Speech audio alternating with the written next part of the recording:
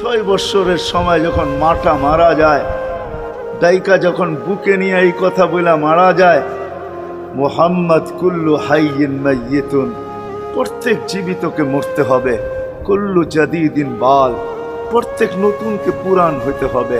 বিদায় বেটা আমি চললাম বইলা জ্বরের ভিতরে জানটা যখন দিয়া দিছেন, হায় হায় আমার মনে হয় আল্লাহ কি করে সইছেন জানি না।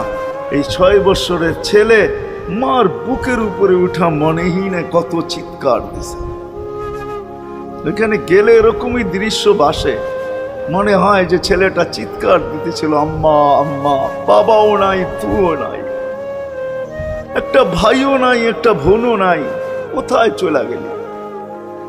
6 বৎসর বয়সের থেকে আবু তালেব, 6 বৎসর 6 মাস বয়সের থেকে 6 বৎসর 6 মাস বয়সের সময় দাদা মারা যায়।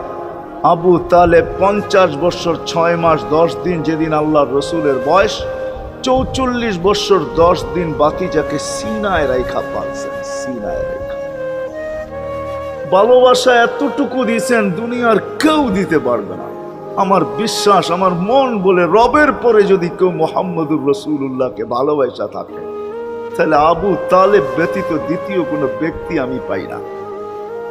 আমার বিবেক বলে, আমার বুদ্ধি বলে, আমার ইতিহাসের পাতা বলে আবু তালেবের চেয়ে বেশি ভালো কেউ বাসতেন। আপনারা আবু তালেবকে চিনেন না?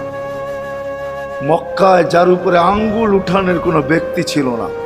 মক্কা ভূখণ্ডে, আরব ভূখণ্ডে, মক্কা তো দূরের কথা, আরব ভূখণ্ডে